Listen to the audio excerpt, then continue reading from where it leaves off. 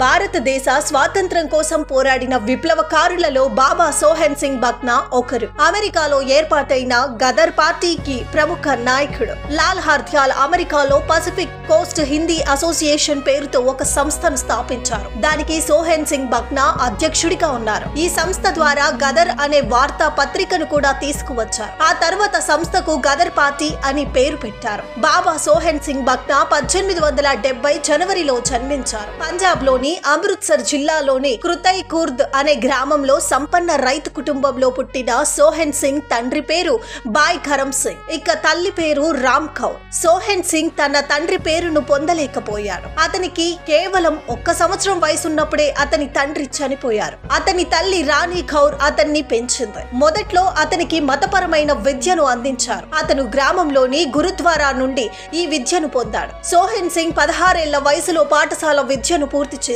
అతను ఉర్దూ, పర్షియన్ భాషలలో ప్రావీణ్యం సంపాదించాడు. సోహెన్ సింగ్ తన 40వ ఏట 1907లో అమెరికా చేరుకున్నాడు. అక్కడ అతనికి ఒక మిల్లులో పని దొరికింది. అప్పటికే అక్కడ దాదాపు 200 మంది పంజాబీలు పనిచేస్తున్నారు. కానీ వీరికి చాలా తక్కువ జీతం ఇచ్చేవారు. పైగా విదేశీయులు వీరిని చిన్న చూపు చూసేవారు. భారతదేశంలో బ్రిటిష్ వారి బానిసత్వం కారణంగా తాను అవమానాల పాలవుతున్నానని సోహెన్ సింగ్ అర్థం చేసుకోవటానికి ఎక్కువ సమయం పట్టలేదు. అందుకే దేశ స్వాతంత్ర్యం కోసం తన సొంత సంస్థను ఏర్పాటు చేయటానికి శ్రీకారం చుట్టారు. విప్లవకారుడు లాల్ హర్దియాల్ అమెరికాలో ఉండేవాడు. ఆయన పసిఫిక్ కోస్ట్ హిందీ అసోసియేషన్ పేరుతో ఓ సంస్థను ఏర్పాటు చేశాడు. బాబా సోహెన్ సింగ్ దానికి అధ్యక్షుడయ్యాడు. లాల్ హర్దియాల్ మంత్రి అయ్యాడు. భారతీయులందరూ ఈ సంస్థలో చేరారు. 1857 నాటి స్వాతంత్ర పోరాట జ్ఞాపకార్థం ఈ సంస్థ గదర్ పేరుతో ఒక పత్రికను కూడా ప్రచురించింది. ఇది కాకుండా ఇలానీ జంగ్, నయా జమానా వంటి ప్రచురణలు కూడా వెలువడ్డాయి. తరువాత సంస్థ పేరు కూడా గదర్ పార్టీగా మార్చబడింది. గదర్ పార్టీ కింద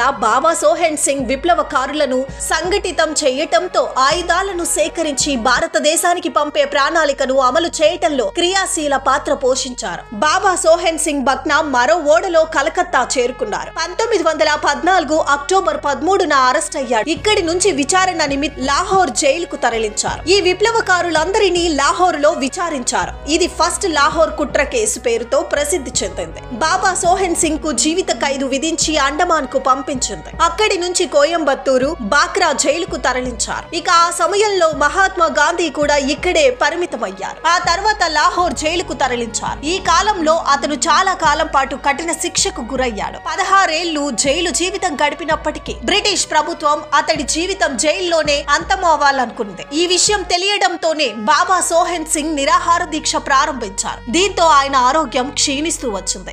అందువల్లే బ్రిటిష్ ప్రభుత్వం అతన్ని విడిచిపెట్టింది. బాబా సోహెన్ సింగ్ విడుదలైన తరువాత కమ్యూనిస్ట్ పార్టీ సిద్ధాంతాలను ప్రచారం చేయటం ప్రారంభించాడు. 2వ ప్రపంచ యుద్ధం ప్రారంభమైనప్పుడు ప్రభుత్వం అతన్ని మళ్లీ అరెస్ట్ చేసింది. కానీ అతను 1943లో విడుదలయ్యాడు. బాబా సోహెన్ సింగ్ బక్నా 1968 డిసెంబరులో మరణించాడు.